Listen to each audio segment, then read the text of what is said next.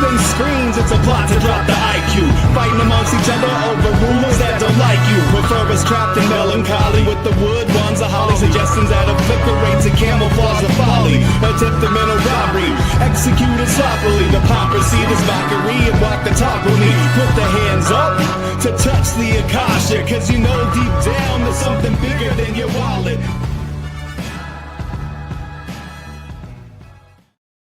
Sweet eternal balance of all that is good, true, and beautiful, friends. Welcome back to Rogue Soul, where tonight we're getting a little crazy. We're getting into the territory where the people who can't think will most likely be deeply upset because they can't think. And by that, I mean the people who cannot separate their thoughts from their emotions.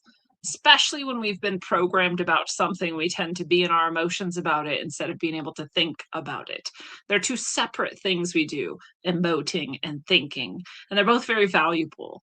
And when we're trying to discern, for example, what might be true or not, or how an actual scenario or situation is going, we need to be in our thinking side of ourselves, using our discernment. And there is a type of discernment that does require our emotional information to be available to us, but usually we have to be pretty well healed emotionally in order to have that be effective. So using intuition and discernment, for example, requires a healed emotional compartment of ourselves. Otherwise, we need to at least be able to put our emotions aside, and then we can be able to think clearly. And the truth is that the vast majority of people who call themselves adults can't do either of those things. They're not emotionally healed, and they definitely can't put their emotions aside. So that's not to say that you can't then decide to go any certain way with whatever information you receive, but that you can at least think about it, consider it, and understand it is essential. And so tonight we're going to be talking about DNA, IQ, and the connection between them. And the reason this all came up is because one of the discoverers of DNA, as we describe it, has died. Turns out he's not technically the discoverer of DNA, but that's another story. So we'll get into all of that. We'll see what it has to do with race, if anything, and we'll also get into sort of debunking some of the things. I feel lied to be quite honest, and I often end up feeling that way when I actually go investigating a topic like this one, which is what I've done, which is why I'm then doing a show about it. And if you know me, you know that's how it tends to go. Something tends to come up, get my attention, I look into it for myself, and then I think, well, since I've got all these tabs open, since I've done all this thinking about it, I may as well share it with you all because you enjoy it too. So thank you for being here and being you as always. But that's what's going on. And so I often feel this when I look into things more deeply, that I was lied to. I was lied to. And I come to the conclusion over and over again, I don't think anyone meant to lie to me. I actually think there's such a giant amount of ignorance going on, and that it is fueled by exactly that emotional unwellness, emotional diseases that we were just talking about. That's what keeps it going. So these unintentional lies keep circulating, and emotional unwellness keeps them going. And that tends to be what's happening on the left almost all of the time. You get plenty of criticisms of the right. I'm not a right-wing person, I'm not a left-wing person. I'm just a recovering left-wing person. I'd like to think of myself as outside of all of that. But again, people who can't think place me on the right because I'm not a leftist, and that's just because they're not capable of thinking. But I often find this, that the reason that I held certain beliefs as a leftist was because I wasn't emotionally well and I didn't know better. I mean, literally, I was both emotionally unwell and I didn't know things. I didn't know facts. Those two things are what made me a leftist in almost every category. The few things I did know something about or didn't have emotional unwellness around, I tended to fall on the right wing. I would take like political tests or whatever, and people would be like, oh, that's so weird. You're like a full-on leftist, but then you like think everyone should have a gun. And you think like maybe people shouldn't have abortions. And I'm like, well, yeah. I mean, that's just because I know that like what guns do. I know what countries without guns do. I know the history of the world. Like I understand what guns, and the safety of them and all of that. I know the data on it. I understand that actually murders go up when you take guns away from a population. I understand more than anybody but on this topic, actually. And so, that would like push me over into this right-wing category. And that kept happening, and now it's happened so much that there's nothing left in me of leftism. There's nothing left in me because I've either healed and or learned enough to remove myself completely from those categories, and the people who think that I've changed are the people who've never understood that I've actually always been a person who will update my beliefs when new data comes to bear, and often I'm able to see that new information or data not because it's new, but because I've healed an emotional part of myself that was holding on to a victim mentality or what I thought was compassion, right? Or a whole host of other things too. But in general, that's the recipe. So I felt lied to. And then I remember nobody tried to lie to me about DNA and race and IQ. It's just that. It's just that there is an emotional volatility around the subject. There's a victim mentality. There's a codependency around the topic. There's this perceived idea that you are ignorant or hateful if you actually do know enough about it to know better. Which is so ironic, but it's very Dunning-Kruger, and so it fits.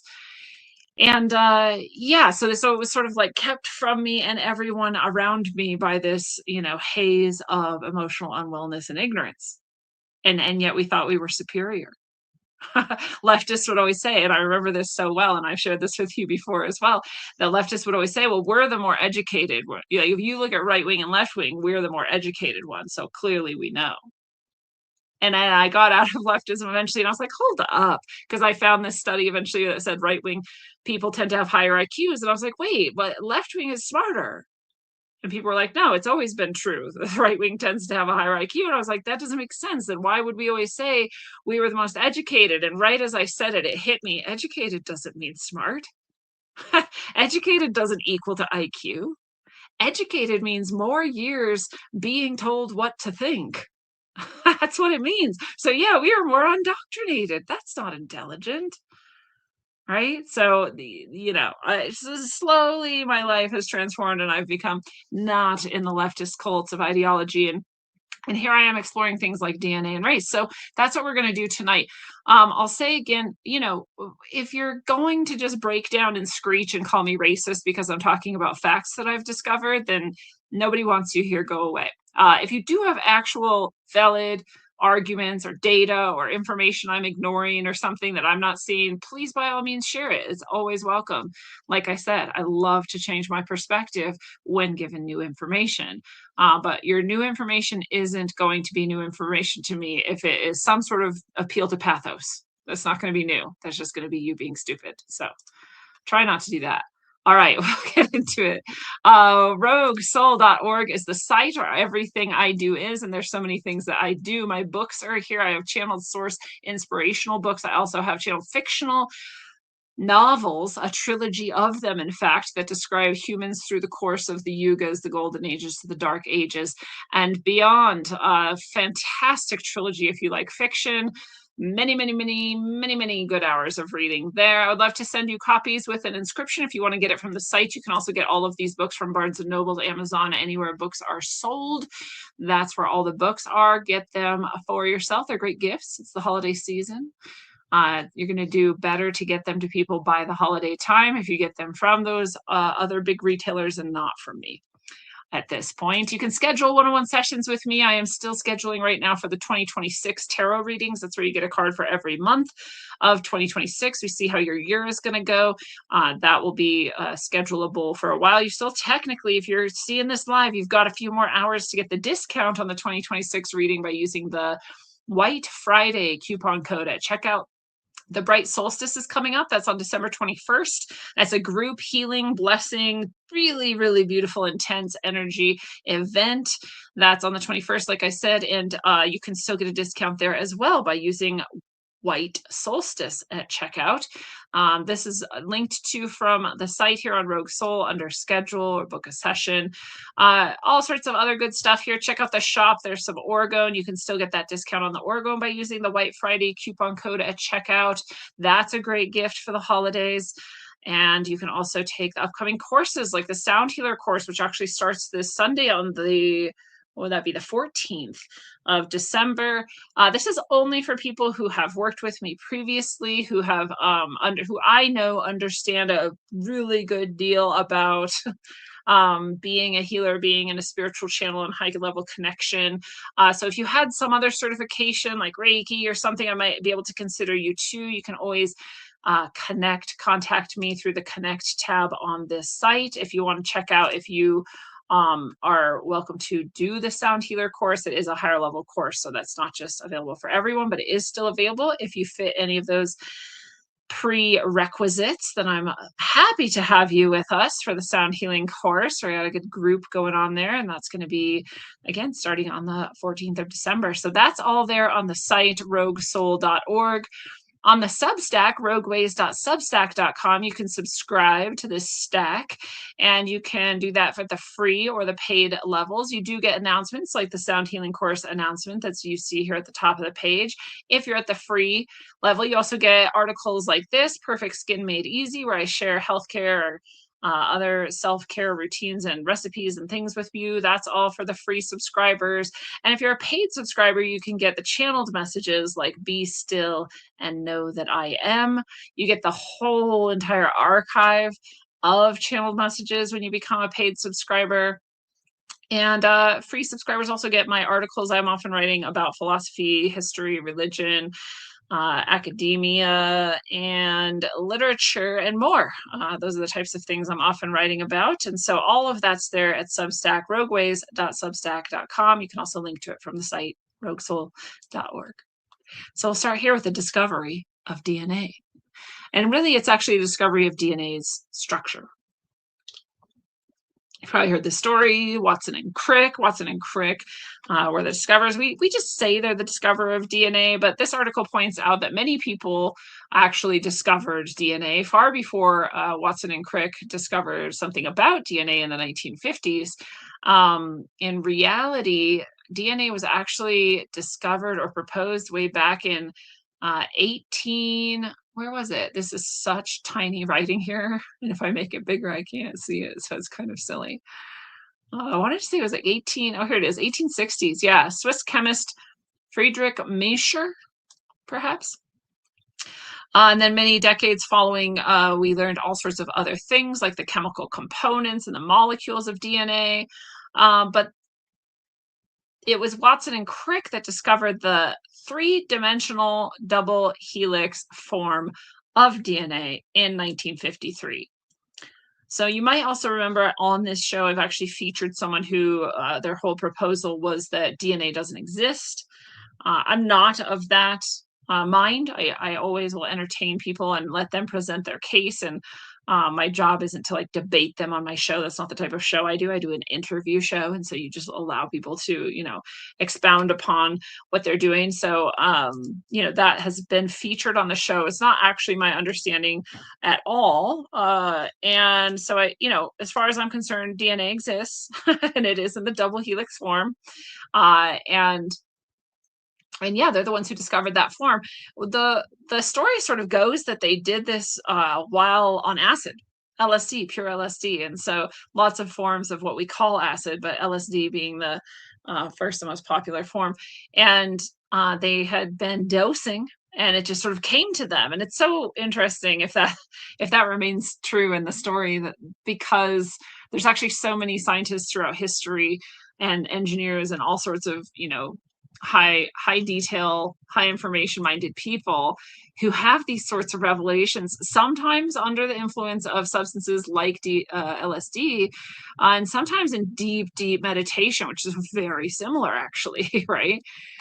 So super interesting that. But yeah, it's the double helix shape, which you see here now on your screen, which is what Watson and Crick actually understood and had an insight about and discovered. So this allowed breakthroughs of all kinds of understandings about DNA and how to work with it, how to, all sorts of things we won't necessarily get into. But because of that, because this discovery was so profound, groundbreaking, and helped to understand and unleash all sorts of more research and discovery in these areas, these two were offered the Nobel Peace Prize for physiology or medicine.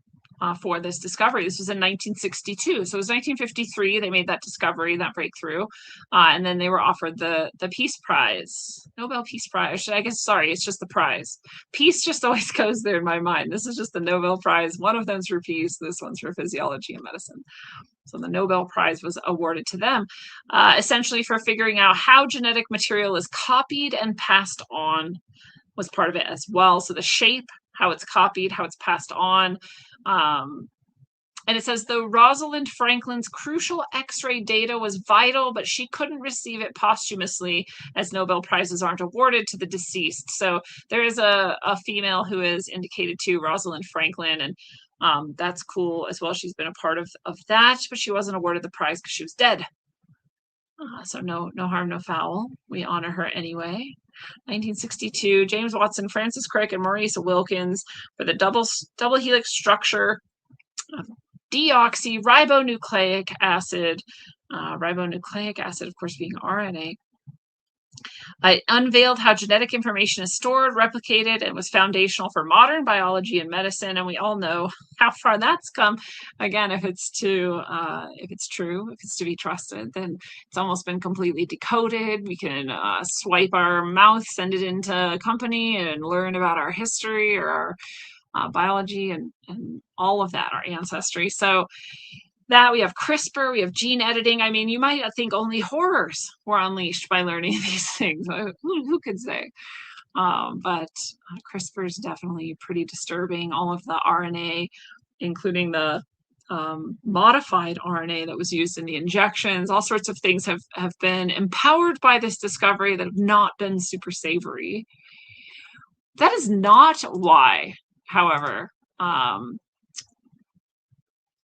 they stripped him of his Nobel Prize, and we'll get to that. But before that, the reason why any of this was even coming up is because James Watson recently died. He died at the age of 97, pretty old, pretty ripe old age there. Not everyone makes it that far. That's pretty intense. So he was renowned for co-discovering the double helix structure of DNA. He died at the age of 97. This was just, I want to say, like a month ago or so. It was definitely in later months of 2025 here. And so his death sort of brought that back up. You probably saw it too. It was all over social media. I was like, oh, he died. You know, I don't know him. I didn't know him. I don't know much about him except he discovered DNA. But there he goes. Sounds like a long life. Seems like a probably decently good life. But yeah, here it even says it revolutionized many fields in genetics and medicine. However, Watson's later life was marred by controversy due to his racially charged comments, leading to professional censure. And that's the way it's described. Racially charged comments leading to professional censure. And what's actually true, seemingly, is not that he made racially charged comments, but that he discovered racial trends that correlated to race. And that because he had the audacity to speak about the facts that he was noticing, he was censured. He was essentially stripped of all his academia, his achievements, including the Nobel Peace Prize. Sorry, just the Nobel Prize. Nobel Prize, because of it. And it wasn't that what he said wasn't true. It was that people didn't like it.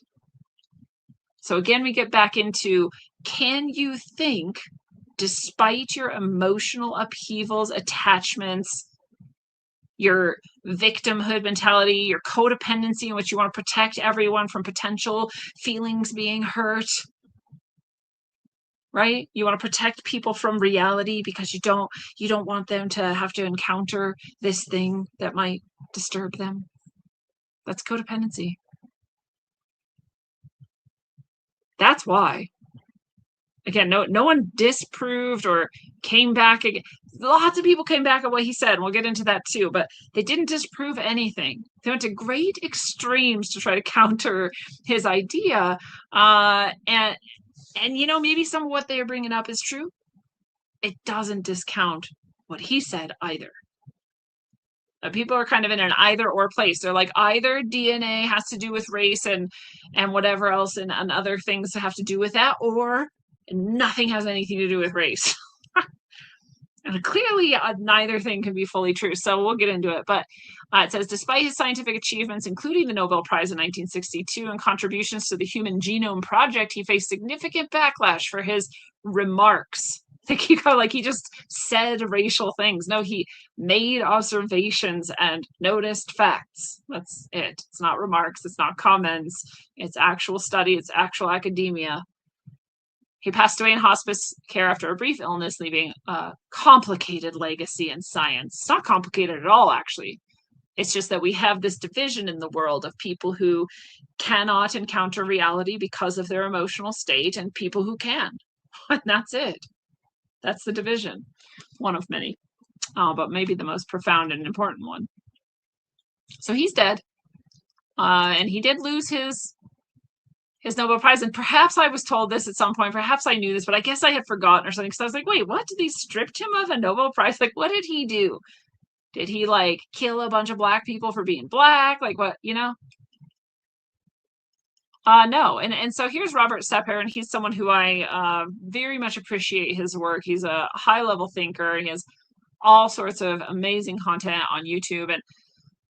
And he says here on Twitter, which you can follow him at Robert Sepper, Sepehr, Nobel Prize winner and discoverer of the structure of DNA, James D. Watson has passed.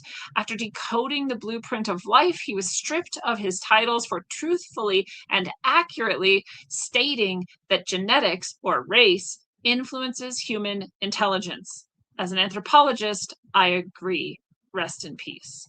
This is what Robert Sepper says about his death. So literally he's showing or saying that race is influenced influences your intelligence. That's literally all he said. And he said it because he noticed it, and that's it. And people are like, oh, it's complicated and it's really rough. And he made racist comments. It's not a racist comment, actually, to say something like, oh, look, people of this race tend to have lower IQ and people of that race tend to have higher IQ. You're not saying they're better. You're not saying they're worse. You're not making any value judgments. You're not even saying that you think the IQ test is 100% great and everyone should love it and agree with it. All you're saying is, I've noticed over here it's high and over here it's low. Must have something to do with race. People freaked out. And again, you're welcome to think it doesn't. There's lots of factors. We'll get into some of them, but it's something to notice at least. It is true. No one contests that different countries, which are often for the historical reasons, at least, we're not so much in the European and Western worlds anymore, but historically we could say different countries were tended to be racially pure. Different countries tend to have a giant conglomeration of one race, and that's the majority of them. And then everyone else is kind of like stragglers who happen to end up there for some reason. But like for the most part, right, in a lot of the African countries, we have the African race. A lot of the Asian countries, we have the Asian race. A lot of the European countries, we have the European race, et cetera, et cetera. And again, there's a whole thing too where people, and I used to do this as a leftist, where like race doesn't even exist. Doesn't even exist. It quite clearly does, actually. It really quite clearly does. Anthropologists, right, like Robert Sepper might actually, in fact, be a dying breed for even noticing that race exists. So it gets complicated. So if you're going to say race doesn't exist, if you're going to say it's racist to notice things about IQ points, you're already done with this conversation, because that's where you can't go past that point. I'm not, because I won't let you. You won't let you, and that's fine. You're exiting the conversation now. That's where you've stopped and you can't go beyond it. That's cool. It's you. So he has this here. He has Nobel Prize winner James Watson stripped of titles after suggesting genes make black people less intelligent. He doesn't just suggest it. He notices that it seems to be the case. And then right next to this, Robert Sepper has a screenshot of all these different African countries with really low IQ. Really, really low IQ. And those are from more sound sources than what I'm going to share with you, which still shows the same trend. Sepper goes on to say, Watson asserted that differences in average measured IQ between blacks and whites are due to genetics. He said his intention was to promote science, not racism, but was stripped of his Nobel Prize for discovering DNA despite being academically accurate and intellectually honest. And he has this little clip here. He says, and this is Watson speaking to someone. He looks like pretty close to, like, not that many years ago. He's definitely 90 something in this clip. And he says there's a difference on the average between blacks and whites on IQ tests. I would say the difference is, sorry, I'll put this on double speed. It's genetic, he said. So he lost his honorary titles after repeating. And again, they say racist comments in a documentary. Again, so they more recently took even more honorary titles from him because he said exactly that, what I just read to you. That there's a difference between white and black IQ and that it is genetics. It seems likely that it's genetics. That's a racist comment to people. So let's just stop and we'll just ask ourselves, what if DNA or genetics does have an impact on your intelligence?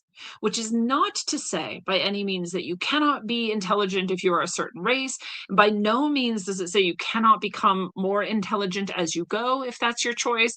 By no means does it say any of those things, but just that in general, this race has this and this race has this, and your genes affect those things. If we were to say that, is that okay?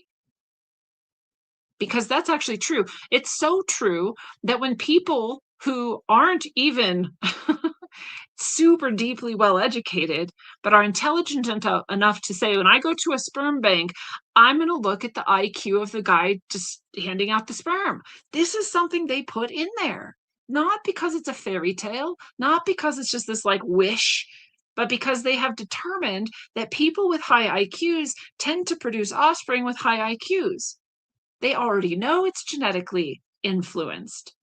Now, you can have an high IQ and create a child that does not have a high IQ. That's always possible. Genes are like that. But you also know it's more likely that it will come out as a higher IQ being naturally. Now, genetics, it's also true that our environment influences it. Genetics is another way of saying the things that are likely to happen given whatever occurs once you encounter reality. So people will say to me like, well, I have this gene, so, my body can't do this. Well, no, you have every ability to get that gene to turn itself off, right? Or subdue itself or be overcome by other factors. Your genes are not necessarily set in stone. This is what's going to happen to you.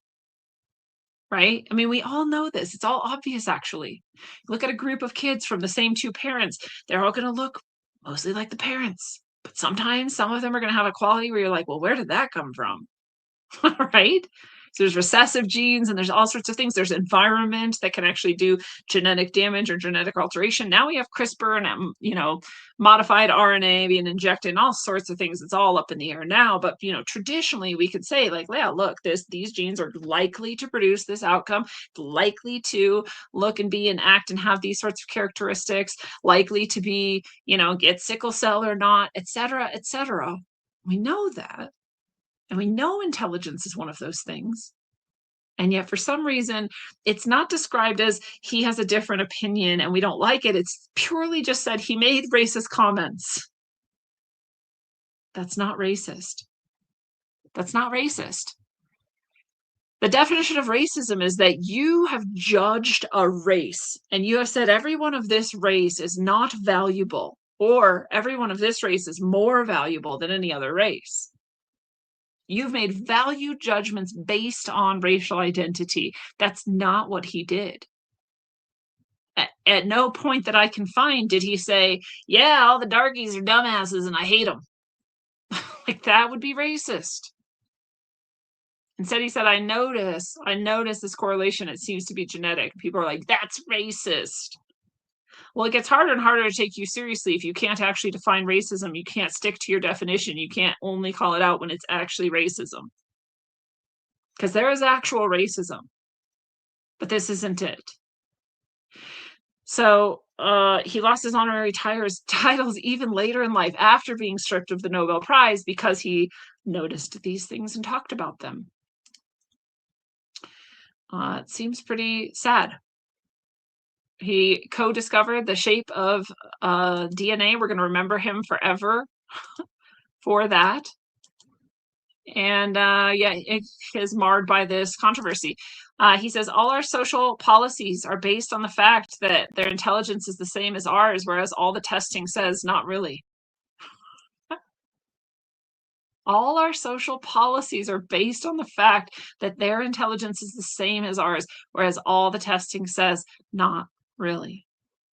He's white, so yes, he's saying ours. I'm a whole kind of mutt. I got white, I got Asian, I have Native American. I'm a whole kind of mutt over here, so who knows what's going on in this mixture. But he's saying, yeah, ours and theirs is because he's not African and he is white. I think even that would trigger people. They'd be like, racist. Like, what? But is he not white? Is he not allowed to acknowledge that he's white and that there are people who are not? Are you not allowed to notice? This comes back to this thing too, where people are like, I'm colorblind. I'm like, if you're actually like colorblind, like legally colorblind, then that's a different story. But people say this to me, I don't even notice race. And I'm like, well, then what? I mean, are you stupid or you're a liar? Because yes, you do. It's so stupid to pretend you don't. I notice everything about a person. I notice their hair color, their eye color. I notice if their belly pooges or not. I notice if their legs are long or short. I notice what color their skin is. I notice what race they seem to be. I notice their accent. I notice what clothes they're wearing. I notice what it might say about their socioeconomic status or the type of music they like.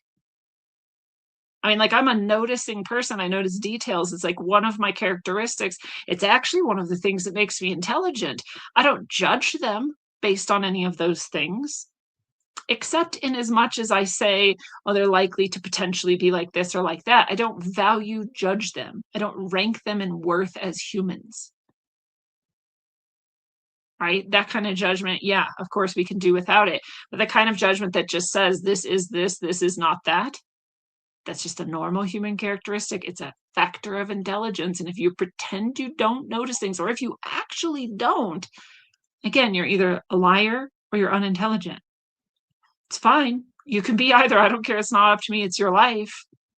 But maybe stop lying to yourself. You absolutely notice if someone is white or black or yellow or brown. It's not racist to do so. It would be racist to then say, oh, you're yellow, therefore I hate you. You're not important. You're not valuable. Your entire race, in fact, is just garbage. That'd be racist. So this is what he said. They said that's racist. It's not. It's a statement. It's just a statement. It has no value judgment in it. So those statements led him to be relieved of his administrative duties, his honorary titles, and his Nobel Prize. His former employers called his comments reprehensible. They said the statements he made in the documentary are completely and utterly incompatible with our mission, values, and policies, and require the severing of any remaining vestiges of his involvement. Like, okay, clearly you have some self-importance issues. Like, we would never say true things. That doesn't go with our mission, our values. We value lying and hiding reality in order to spare people's emotions, is what you're saying, which is, again, your choice. Totally fine. Something that I absolutely judge you for that. You're absolutely like you're losing legitimacy in my eyes, right? We value lying. We value hiding things from people. Our mission is to lie to people to make them feel better instead of being honest about reality. It's crazy to me. It's crazy to me that this is what's happened. So I didn't know all this controversy. I didn't know that he had, lost everything that he had achieved in life. But hopefully he's the type of person who yeah, I don't really care if you give me a Nobel Prize or not. I did this anyway because I wanted to do it. Cool, thanks for the prize. Oh, you took it away? Still not important to me because I'm still doing what I like because it's what I want, right? Ideally, we can all get a little bit closer to that level of things. I don't know for sure if he was there or not, but I hope so. So this is what happened to Watson, Mr. Watson, James Watson, after discovering the shape of the DNA. All right, and so part of my indoctrination came in the form of this book, Guns, Germs, and Steel, a book which I still loved and held in high regard just a few years ago. In fact, I think it was on an episode of Day Zero. Maybe it was Corey who said something to me like, oh, there's nothing in that book that's even really true. It's just a leftist attempt to dismiss the, IQ race thing. And I was like, huh? I was like, I didn't know. So again, I went investigating and yeah, that seems pretty accurate. It seems pretty accurate. When I read this book, I really liked it. It seemed to me like a well-written, well-researched, the arguments seem sound. In general, Guns, Germs, and Steel, we'll look at this AI overview here. It says Jared Diamond's Guns, Germs, and Steel theory argues that differences in societal power and development aren't due to race, but to geographical and environmental factors like available domesticable plants and animals, continental access, and ease of diffusion, leading to advantages in agriculture, technology, and immunity to diseases, which enabled some societies like Europeans to dominate others. Essentially, geography dictated the starting materials for civilization, giving some groups a head start in food production, population density, and complex societies. So that seemed really valid to me. And I read it, and he has all this data, and it's well written. It's an intellectual book. Again, as it seems realistic, you're like, okay, yeah, there's some places where they're only animals, can't really be tamed. And so they can't really use them to do work for them. So then they're like, they're behind on it. And then these other places like Europe, well, they had like horses and they can tame horses and you can be the pack leader to a horse. And so like now you have horses and now you have all this power and now you can do agriculture better. And now you have all this excess surplus. So you can, creative minds can thrive. And then your intellectual and academia goes up. And then you develop all this technology faster, et cetera, et cetera. One of those was also the availability of steel, which is, of course, what you need to in order to use guns. It's a metal that won't just blow itself apart when gunpowder is used in it, and so steel was necessary. Swords as well. So if you have swords or guns, you can easily take over an area, whereas you're battling people who might just have bow and arrow or like a cudgel or something, right? And so you're like, well, yeah, that makes sense too. All these things make sense. One of the funnier things was like, oh, actually, white people dominated in part because they're disgusting, because they slept with their animals literally in the same house. Like you'd sleep next to your horses and your pigs so they wouldn't run away or they wouldn't get stolen or they wouldn't get eaten by wolves. So you'd all sleep in the same sort of compartment. And then some people had sex with them and developed diseases and became immune to them quicker, so that when they did encounter like natives of other places, they would give them those diseases and they had no immunity to it, so they would wipe them out and they'd die. You're like, wow, that's actually disgusting, right? And then you kind of think about it and you're like, well, hold up, like if you could become immune to this disease, why couldn't they? And again, that's actually genetics. It actually is race. It actually isn't whether or not you're intelligent or have an animal or don't. It's like, can you develop immunity? If that's even how it works, right? And again, put that aside. If you like whatever, the viral disease, whatever, you can need to put that aside, put it aside, but you can just say like the premise itself is pretty shaky. Actually, if what you're telling me is like these people encountered the disease sooner and so they developed a immunity, but like they didn't experience the big wipeout like these other places did. So clearly there's something else to that. But you kind of gloss over some of those things in a book like this. You kind of don't go down all the avenues of the things that don't quite make sense. Like that actually almost any animal, not really, but there's a lot of animals that aren't domesticated that could be domesticated but weren't. So that you can argue this, right? Like, oh, they were not domesticable. Well, they also just didn't domesticate the ones that were domesticable. So it might not be equal, right? Maybe you didn't have a horse or a donkey Maybe you didn't have something equivalent, but you did have like all of these birds and fowl and you didn't domesticate them, right? Like chickens, like, right? Like these types of things. So like, why didn't you? In a place where you didn't domesticate animals at the same rate or as easily as some of these societies he's claiming get power from having done that easier and quicker, why didn't you? Well, there's one potential answer, and it's that you didn't think of it or couldn't figure out how. That comes down to IQ. And if a whole race of people is doing that at the same time and their intelligence is lower, that makes sense. It's not a value judgment. You're not saying they're better or worse. You're not saying they deserve to get conquered or not conquered. You're just noticing a thing that could be true.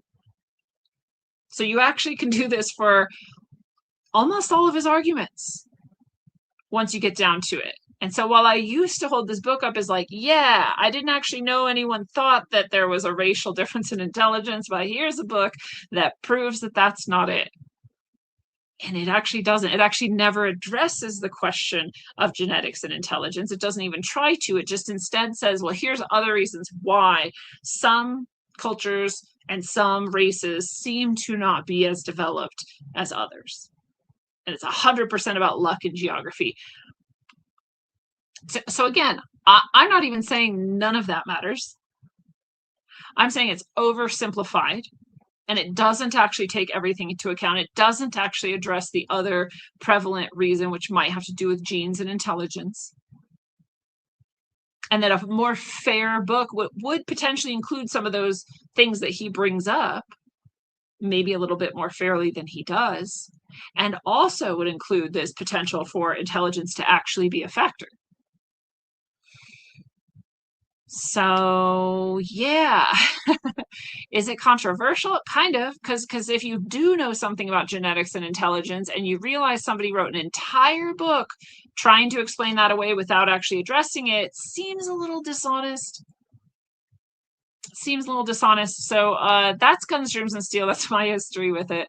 And that's why it might not actually be the most fair take on why different civilizations developed at certain rates or didn't develop at all.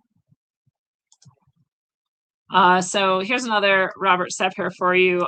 This is on a random post where a Black American man takes his German fiance to a Waffle House for the first time.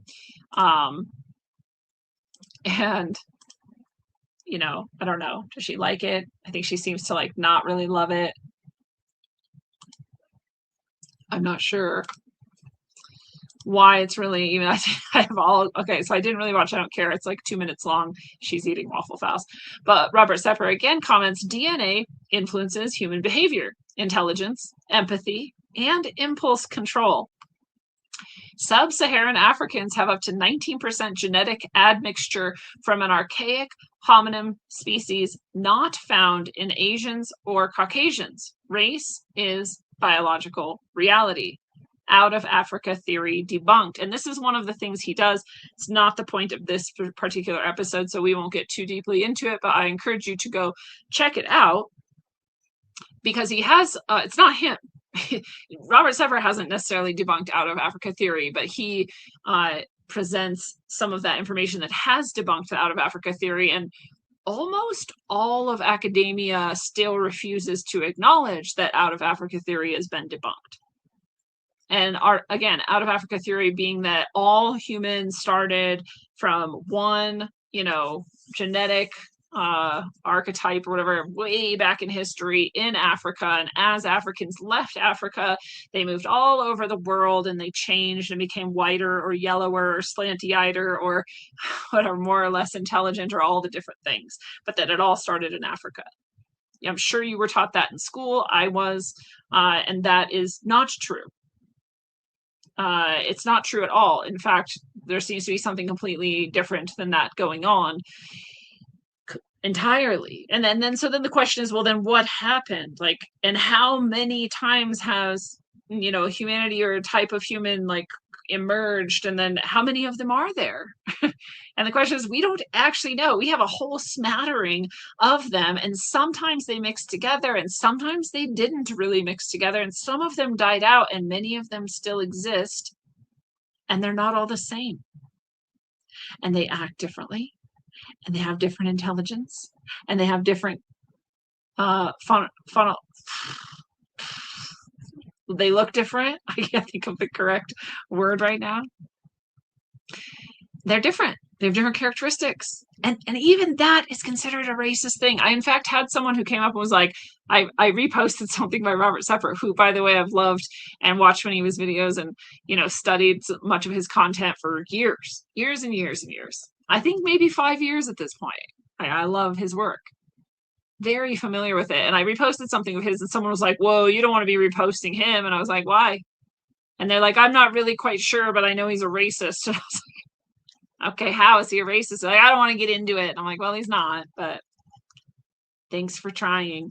I actually, ironically, perhaps for you, know way more about him than you do. And I could explain to you why you think he's racist and why he's not, but you can't even tell me why you think he's racist. So that's sad. But so he's, studied, he's an anthropologist, he's a scientist, and he's studied this, and he presents this information, and people call him racist for it. That we didn't all come from Africa is a racist theory. Wouldn't it be more racist to force people to believe the lie that we all came out of Africa? Like African supremacy is okay? But if God forbid, if you were anywhere near white supremacists, you'd be burned at the stake. But if you're African supremacist, you're totally cool, it's kosher, everyone loves you, you're not racist at all. Don't you think that's weird? And I don't think you should be either. I don't think anybody's superior to anybody else. I don't think anyone has more value than anybody else. I think all races, value-wise, are equal. Characteristic-wise, are absolutely not equal at all. It'd be ridiculous to say so or claim so. We don't look the same. We don't act the same. We don't have the same tendencies. We don't have the same cultures. We don't have the same inherent intelligence capacities. That's just a normal thing to notice. But you're crazy for noticing it. You're racist for saying so, and you're definitely racist for saying that we didn't all come out of Africa.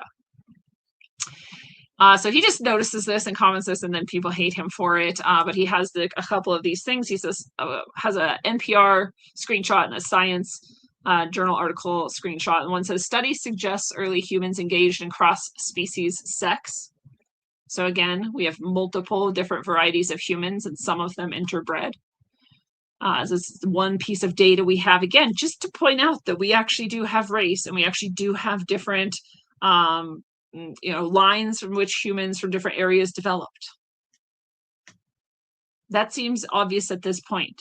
But again, to accept that is for some reason you're racist if you just even notice different hominids turned into different groups. And then he has, again, this journal article screenshot. It says, recovering signals of ghost archaic introgression in African populations. Highlighted is the statement, these populations derive 2 to 19% of their genetic ancestry from an archaic population that diverged before the split of Neanderthals and modern humans. 19% of African population is a type of human that split off before we even had Neanderthal. They're a different race. It's okay. It's not a bad thing. I thought we were supposed to recognize and celebrate diversity. Why is it that we're not supposed to in these ways? Why is it that we're not supposed to accept, celebrate, understand diversity in the ways it actually presents in reality, in the ways it actually stemmed from different places? Before that, were we all one species? Maybe. Again, we don't have the missing links. We don't know exactly what happened or how it happened. But it's okay to notice that it happened in different ways for different groups. It's okay. It's okay to say that. There's nothing wrong with saying that. I give you permission to talk about reality. So I just typed in race and IQ. Just into Google, I wanted to see what the AI would say. It said the relationship between race and IQ is highly controversial topic. Of course it is, it has to be, right? With observed average differences in test scores between groups, often attributed to complex interactions of environmental factors. And so remember, environment absolutely affects all aspects of genetics, except the way we look. We come out looking a certain way and that's it, right? But everything else is affected by our environment. If we're in a really cold environment, genes that produce brown fat are going to come out and be more active. And if we're in a really hot environment, they're not. And, it's going to matter what our environment is. That's also true of intelligence.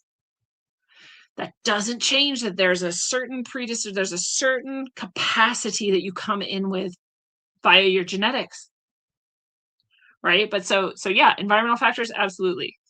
That does not dismiss that race and IQ are linked. Just adds to it. Just adds to the complexity. It's okay to be complex.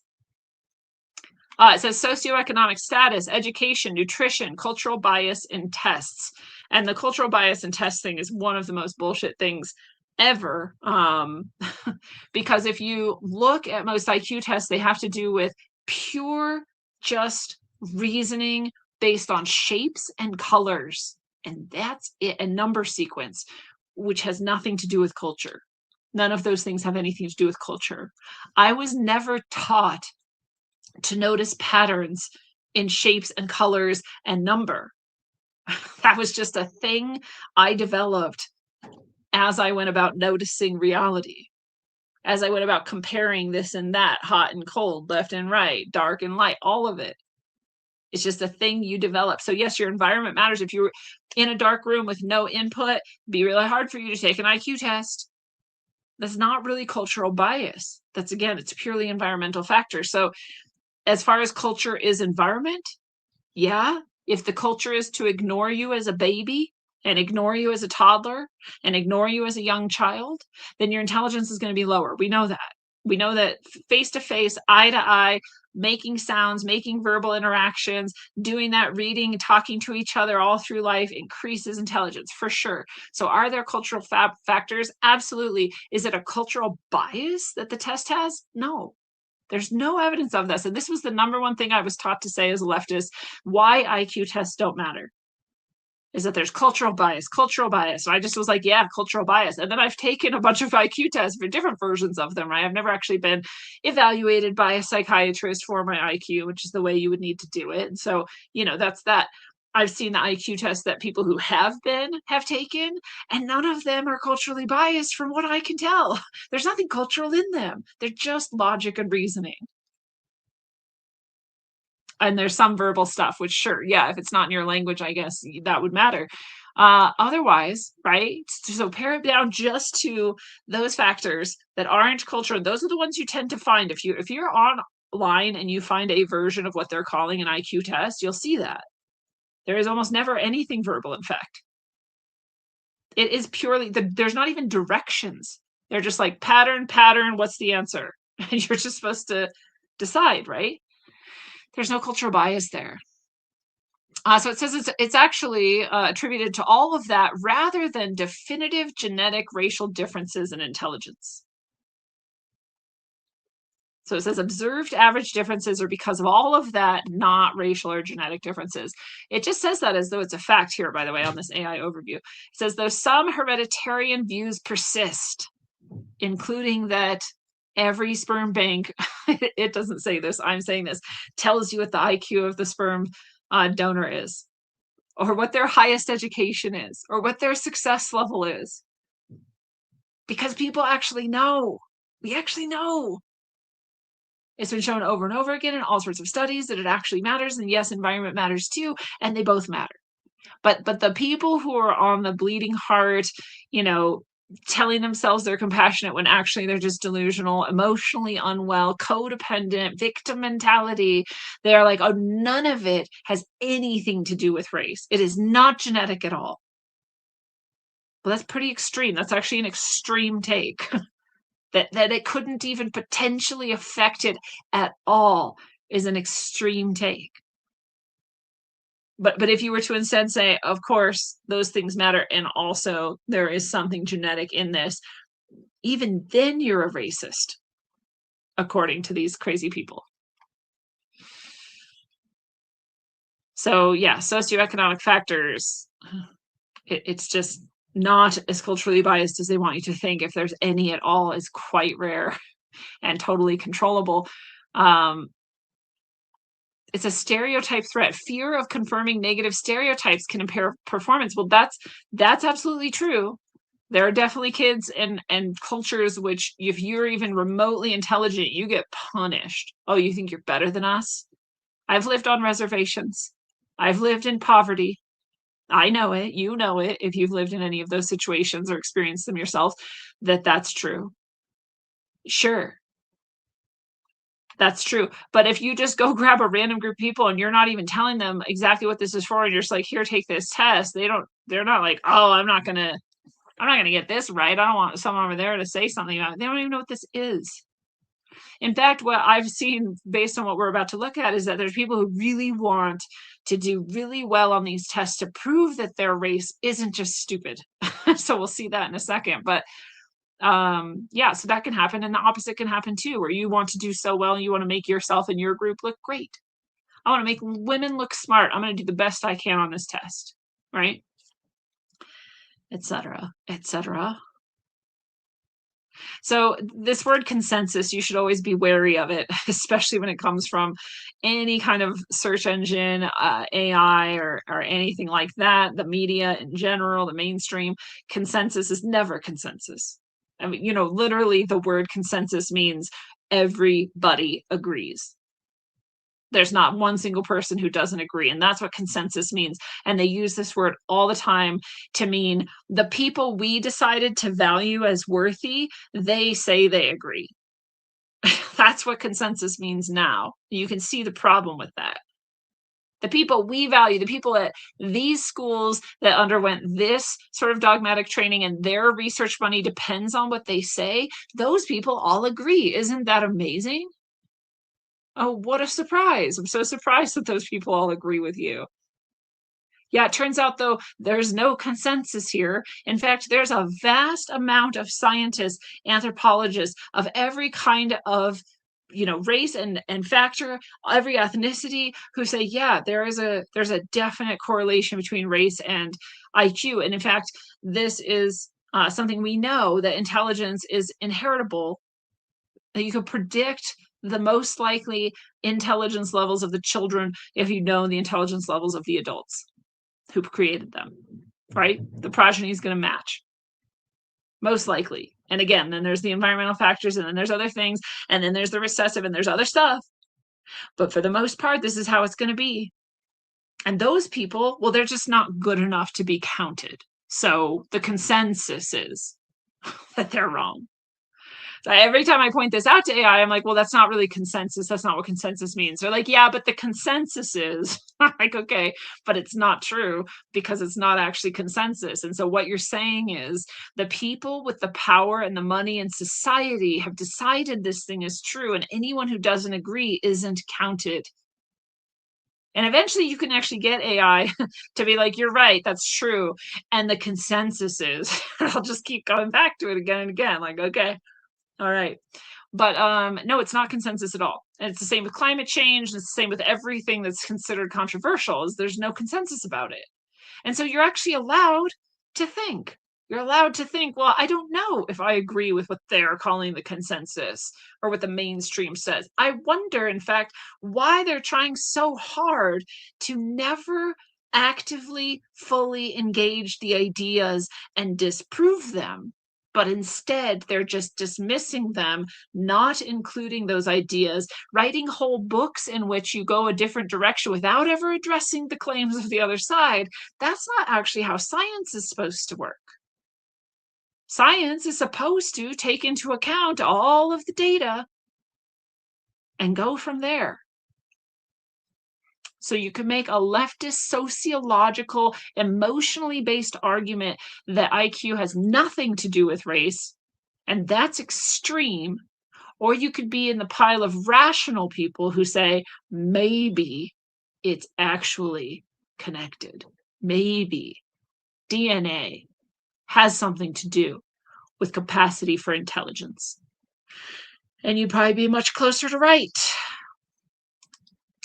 So someone in Reddit sociology says, is there any real evidence for genetics accounting for the IQ difference between races? I was always under the impression that this view is just racist using science to justify their racism. However, I recently came across a seemingly decent takedown of a popular video debunking the bell curve.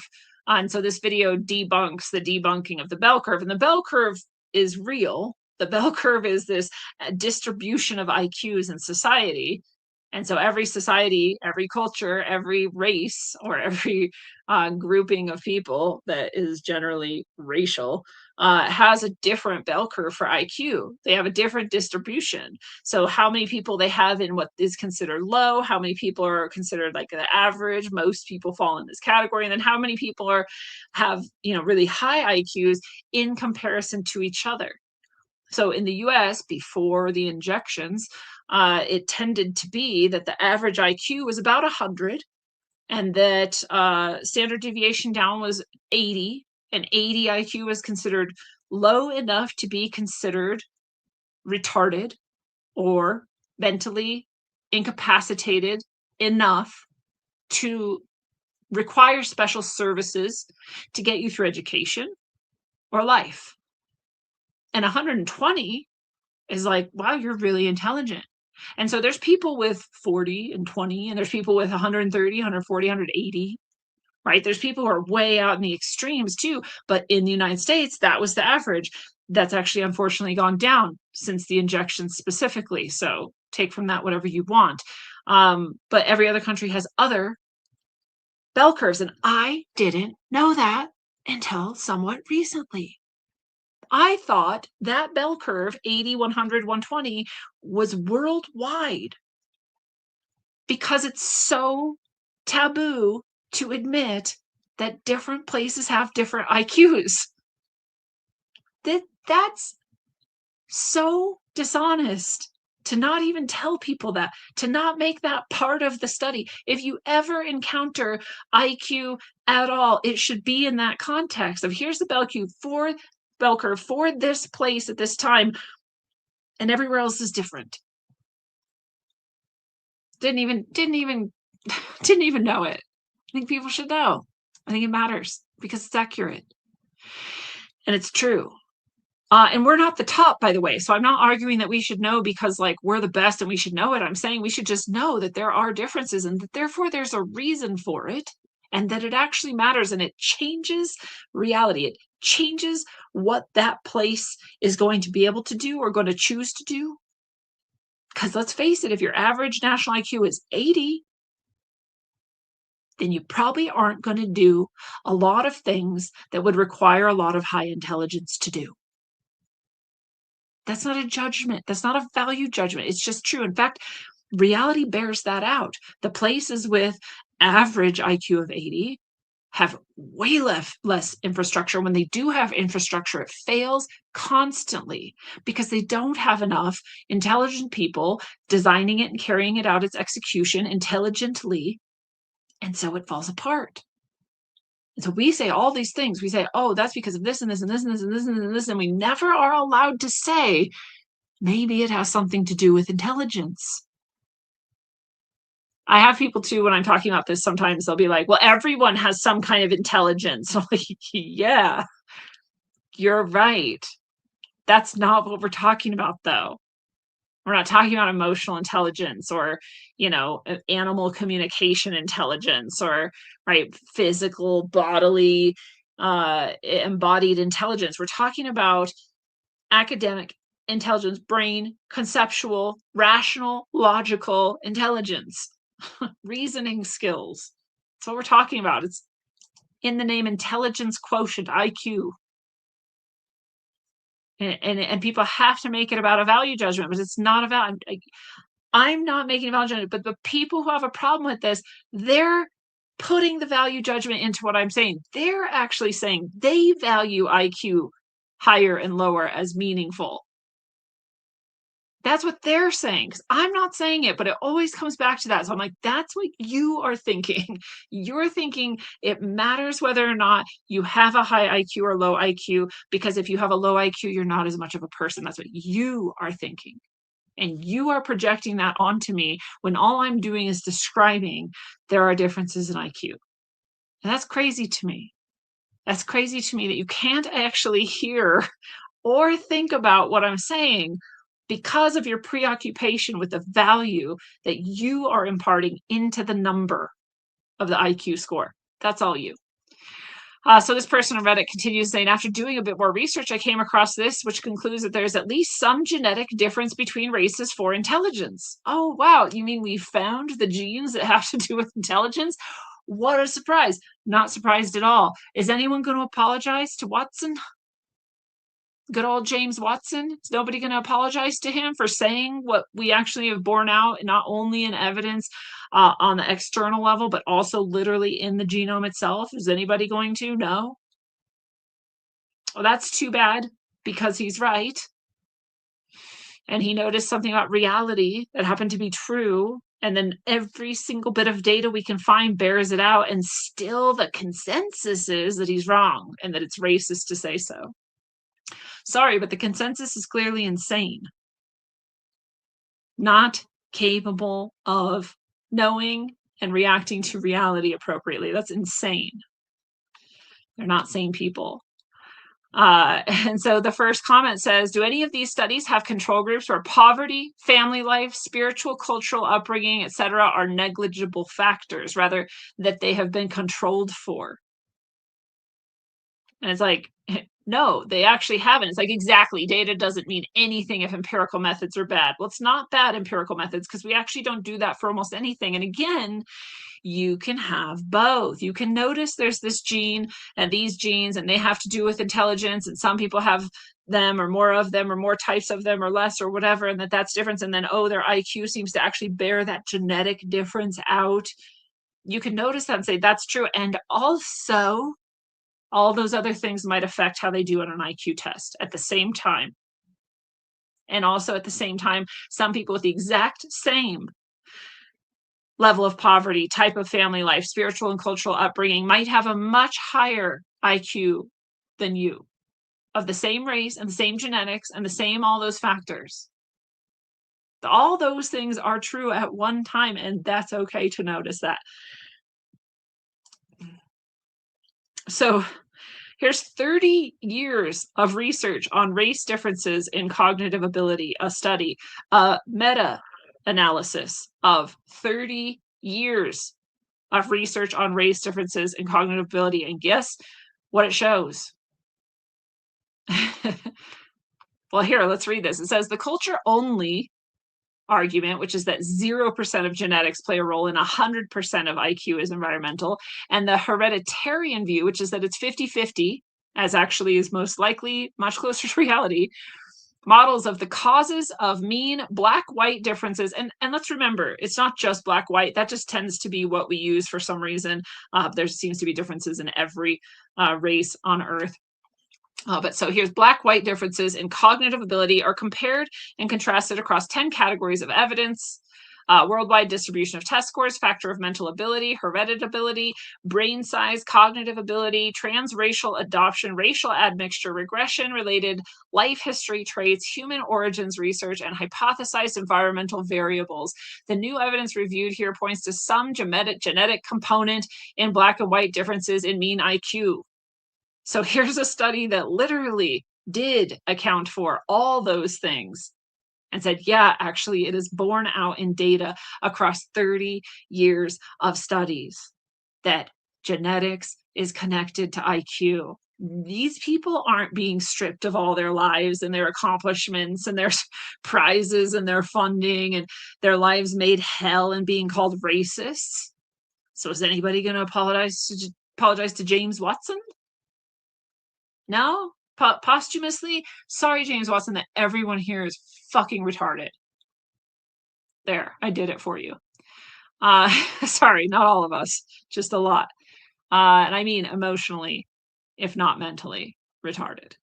Yeah, 30 years. Meta-analysis, all studies, accounting for all those variables. Oh, this is by J. Philippe Rushton of the University of Western Ontario and Arthur R. Jensen of the University of California, Berkeley. This was published in 2005, volume 11, number 2 of the Psychology, Public Policy, and Law Journal. So you can go check that out if you want even more details of those 30 years of studies. So I just asked, because this is another thing that I thought was really interesting recently, that was brought up again. My programming is like all cultures are equal and they're all wonderful and they're all beautiful and la la la, and everyone has struggles, but also everyone has successes and blah blah blah. And then someone made this really good point. I actually think it was Owen Benjamin, who's been on the show before, and I think it was him who brought up. He said, "Okay, why in India?" And I don't remember if it was like New Delhi or where it was, whatever big major city that has the exact same population as Tokyo. Why is it covered in garbage? And you can go look. And there is no one who's trying to hide the fact that it is covered in garbage. It is disgusting. I bet it stinks to be there. It stunk to be in Paris, and Paris, and this is 1998 Paris, was clean-ish. But people peed apparently everywhere, and like the river was full of poop or something. Like it was disgusting. And that was a clean Paris. I think Paris is even dirty now, but I bet it's so gross to be in these places in India. Just rampant trash everywhere. There'll be rivers that you can't even tell it's a river because there's just a mountain of trash that isn't moving. The water's somewhere under there. It's disgusting. And why? Why is that place so disgusting? But Tokyo, exact same population. So, because that was what I was like, oh, their population's so high. It's so hard to take care of that many people. And all those people have trash. And where are you going to put it? And so it's just hard. Well, Tokyo has the exact same amount of people. Tokyo's spotless. Why is India covered in trash and Japan isn't? Because, oh, it's culture. Okay. But where did the culture come from? It's not like Japan just like woke up and was like, we're clean people. And India woke up and was like, we're dirty people. Like, where did those things come from? Why did they develop a dirty, filthy culture compared to a sparkling, amazingly clean culture? Objectively, that's true. Well, here's what AI says. India faces significant garbage issues due to rapid urbanization, infrastructural gaps, poor segregation, collection, and processing, vast population, and cultural attitudes. Well, none of those actually make sense because Japan has all of the exact same problems except the cultural attitude part. So your cultural attitude part is actually 100% of it. And why is it so different? So you just don't value cleanliness in India? And if so, what does it say about you? Why don't you value cleanliness? And you're, again, so are all cultures great? Well, like if you don't value cleanliness, I don't know if your culture is great. Not now, at least, not today. So like Sanskrit and all these ancient things and like the Vedas and whatever, amazing. That's actually interestingly not necessarily the same people that we're calling Indians today. So there's a whole other story. Robert Sepper can take you down that route if you need. But right, so like I don't know that I like your culture. I think your culture's trash. It's like literally trash. Japan didn't have any big like step up in some geographical thing of guns, germs, and steel style to make them just like cleanliness. Right? So what is it? So then I thought, okay, I mean, like, here's like the explanation we're supposed to just accept without question, and that is probably the consensus explanation. But is it possible there's a difference in IQ between Indians and Japanese? Yes. And guess whose is higher? Japan's. And is it potentially possible that because you're in general more intelligent, you have more of an ability to understand long-term consequences, what you actually want for the future and how to obtain it, right? How to organize things in order to take care, even in a gigantic population that is way too many people to have in one spot? Yeah, it is. You know, it says, while averages vary by study, recent data suggests Japan's average IQ is significantly higher than India's, with Japan often ranking in the 106 range. Remember, that's average. That means their average is higher even than the United States is. while India typically falls around the mid 70s. Mid 70s. Remember, if 100 is decently average, normal, intelligent enough, and 80 is functionally retarded, and India's is mid 70s, that might be why your country is covered in trash. It might not be. So if you have a better explanation than, oh, they're just different cultures, then please let me know, because that doesn't really cut it. Sure, unless you're just saying to me that what Indians value is trash. They value garbage and dirtiness. That's their culture, is what you're saying. And if that's what you really think is true, cool. I don't know if we can continue the conversation, because again, that's where you stop. You're done thinking. That's cool. That's where you want to stop thinking. I want to ask, why would you value trash, and like what's actually happening here? But again, if you tell me average IQ of 70, meaning you might not even understand that if you just keep throwing garbage right here, it won't go anywhere and you'll live in trash. That's actually what we mean when we talk about functional retardation. Like, you don't understand the basic cause and effect and the long-term planning required to reach a certain goal. That's what it means. And that makes more sense to me than that you value nasty trash. So yeah, I think it's about intelligence. I think it's a racially corresponding intelligence ratio. And I think it's obvious. And once you get past the inability to even consider it because of your emotional or mental retardation, then it's pretty obvious. And it's not racist to say so. So here's an average IQ by country page. And so here's where I was saying there's clearly something else going on here, because IQ measured for the past 30 years, like in those studies we just were looking at across countries and therefore races, seems to show pretty consistent. Again, India's low 70s. A lot of the African countries are 70 to 80. A lot of the Asian countries are above 100. Europe and the United States tends to be about 100, et cetera, et cetera. This site is a little bit different, but what's interesting to me is it still shows the same like general rankings, I'll say, as in like those countries are still highest, these are still middle, and these are still lowest. And I think the reason this one tends to be a little bit different is that I think, well, they're not real IQ tests, it's just online. But I also think that they try to get people who can score higher to go and take the test on behalf of maybe their own people in their own country, or maybe someone else's, to bump up the average a little bit. So you tell me how many people are actually taking this test from, like Azerbaijan, for example, right?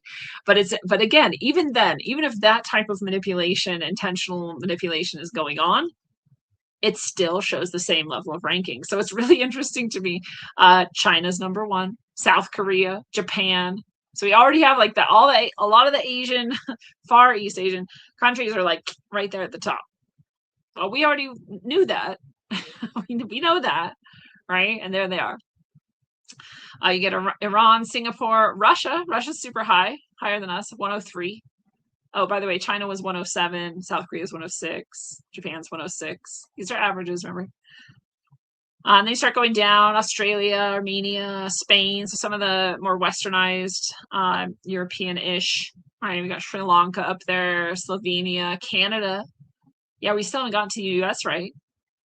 Thailand, Belarus, France, Serbia, Italy, Switzerland, Georgia, Malaysia, Finland, Vietnam, Belgium, Greece, Luxembourg, Iceland, Slovakia, and then the United States.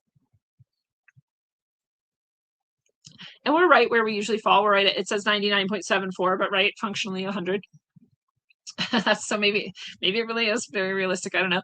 But then you go down, Czechia, Netherlands, United Kingdom, Austria, Germany, Hungary. We're still in the hundreds or so, about 100. Estonia, Peru, Poland, Portugal, Malta, Croatia, India, Israel, Turkey, Latvia, Azerbaijan, Lithuania, Montenegro, Norway, Cyprus, Sweden, Ireland, Brunei, Denmark, Bulgaria, Bosnia. We're getting down to 97. North Macedonia, Tunisia, Myanmar, Moldova, Egypt, Albania, Kazakhstan, Nepal, Algeria, Mauritius, United Arab Emirates, we're down to 96. Uzbekistan, Morocco, Jordan, Philippines, Bangladesh, Romania, Cuba, Mexico, Ukraine, down to 95. Chile, Ethiopia, Kuwait, Uruguay, Ecuador, Kyrgyzstan, Madagascar, down to 94. Trinidad and Tobago, Qatar, Argentina, Costa Rica, South Africa, Oman, Bahrain, Iraq, Cambodia, Saudi Arabia, Tajikistan, Pakistan, Indonesia, down to 93. Colombia, Yemen, Brazil, Bolivia, Laos, Nigeria, 91. Guatemala, Kenya, El Salvador, 91. I'm not going to read anymore. We go down, but now we're mostly in Africa and some South American, Central American countries, with Gabon being the smallest, 85. It doesn't go. There's no one else on here. Somalia is not on here. I don't believe we even saw India, right? Let's see. Oh yeah, India, it says it's 99. It's a far cry from mid 70s. And that's why I was saying, you know, there's a lot of very intelligent people from India. I wonder if they came in and like took it 1,000 times or something, for example. So again, it's not super scientific. It's just a random site. It gives everyone the same test. It is an IQ type of test, and they rank people based on their results and where they say they're from. So they don't do any sort of background and investigation. And so very, very unscientific. But again, we tend to see the rankings similar. It's just the numbers are very different. A lot of these places are a lot higher on this site than they are in traditional actual studies of actual IQ test administration. So I wouldn't take this as seriously. This is 2025's results, by the way. But as we see, there's a lot lower IQs. And so recently, what has come up in the US is the Somalian IQ. And the reason it's come up is because we have this whole Somalian fraud going on where a bunch of Somalian people, often called refugees and brought into the country under dubious backgrounds or reasons under the Biden administration, and also long before, but a lot of them coming in under pretty questionable methods. And then they come in and in like Minnesota and some other places, we have quite large Somalian populations now. Very specifically Somalian, not other places in Africa, just Somalia. And in those places now, it's been shown, especially in Minnesota, that billions of dollars were defrauded. The American people were defrauded by billions of dollars only by Somalians. And the Somalians specifically came in and said they were running, for the most part, autism support types of facilities, and weren't actually, and got lots of money, and then they sent it back to Somalia.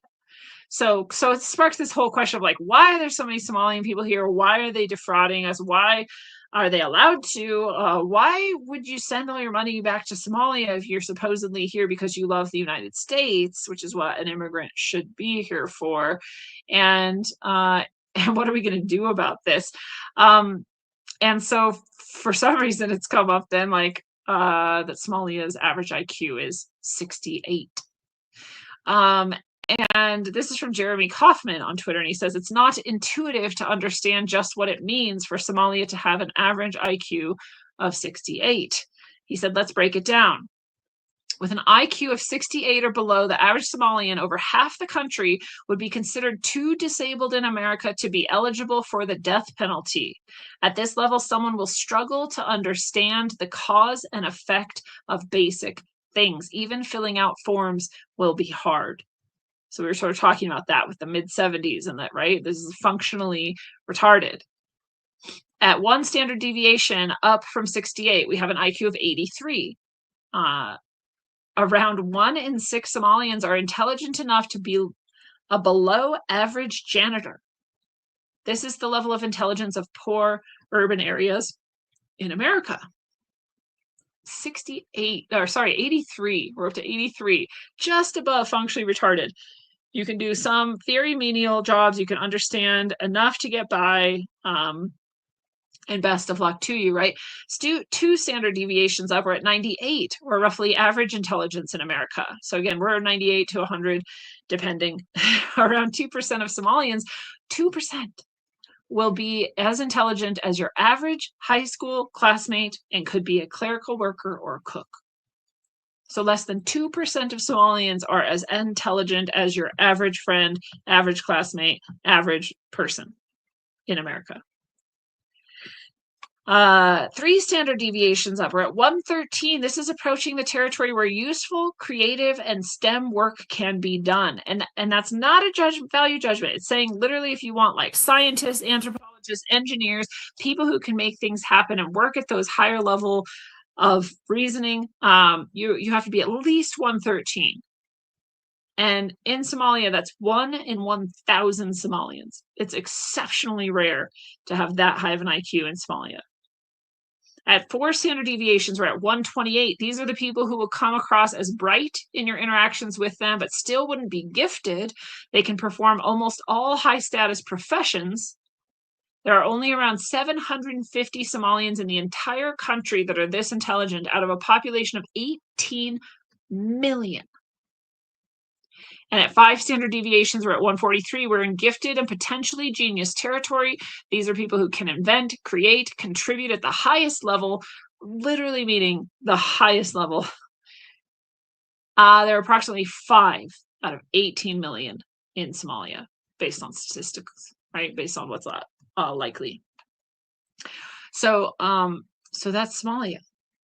So people are like, and the reason this came up is people say, well, Somalians should be coming to the United States because we've ruined their country. This is the argument for everything, right? Like we, being apparently white people or Western people, have ruined the entire world. And the only reason anyone has ever done poorly anywhere is because white people have ruined it for them through conquest and, capitalism, or whatever they want to blame it on. And again, some of that you could argue, but you have to wonder what's actually going on, that these places can build a bridge with $1 million, and the bridge is just I'm actually just going to show it to you if you haven't seen it. It's insane. Bridge for $1 million collapses.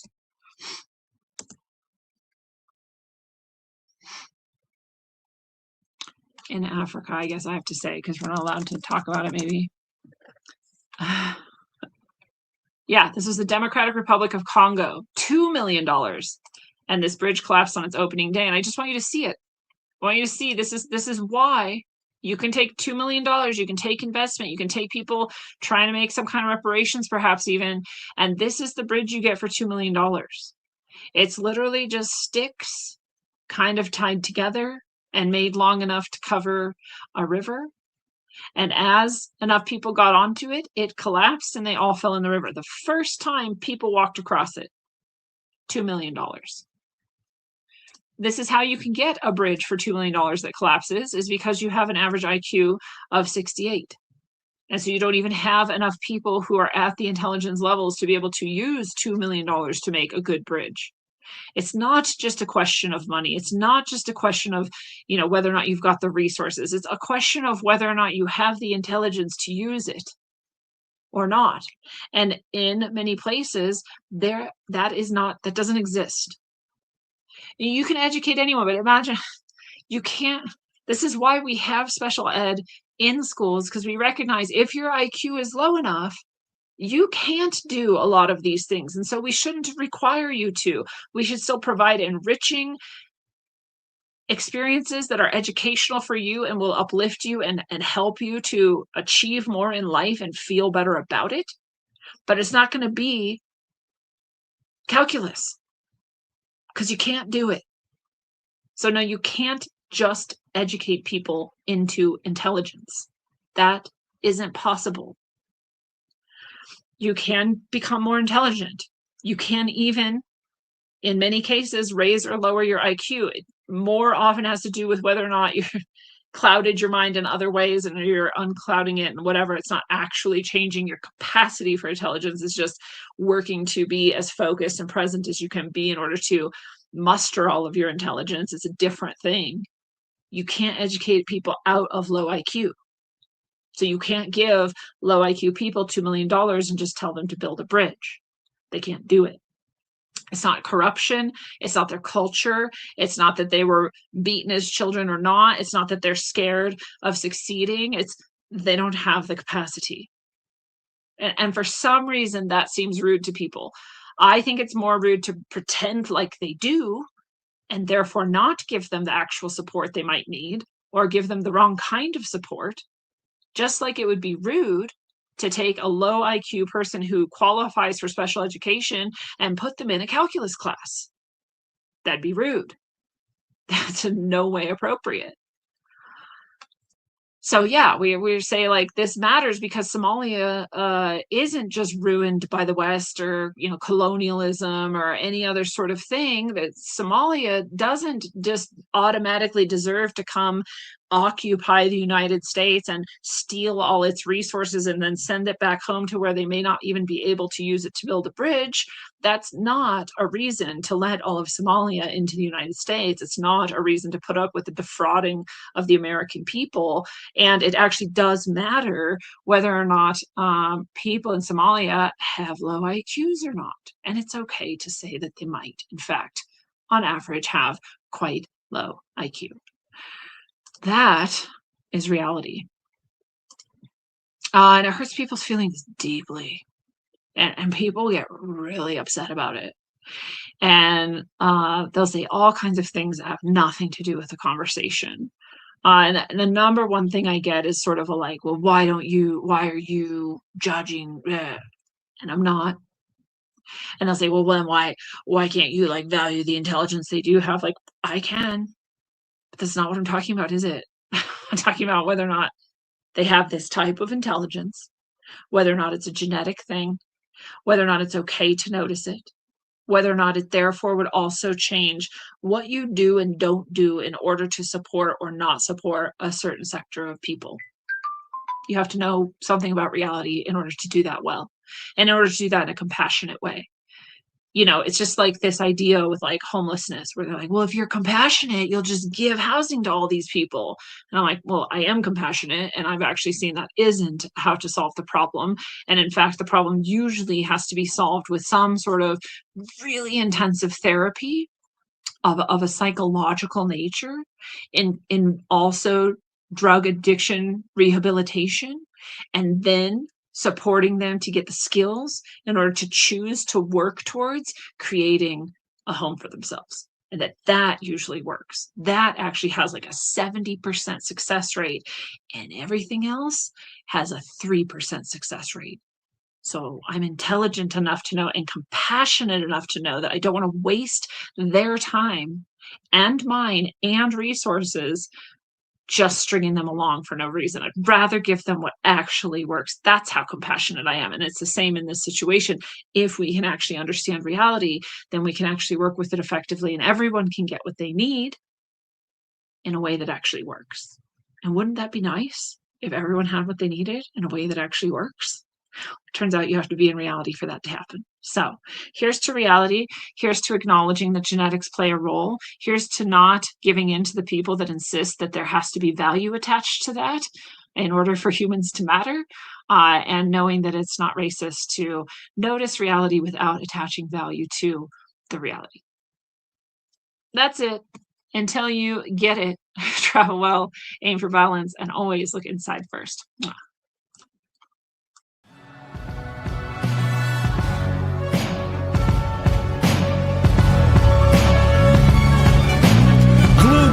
Screens, it's a plot to drop the IQ. Fighting amongst each other over rumors that don't like you. Prefer us trapped in melancholy with the wood ones of holly. Suggestions that obliterate to camouflage the folly. Attempted mental robbery, executed sloppily. The hypocrisy, this mockery, and walk the talk with me. Put the hands up to touch the Akasha, cause you know deep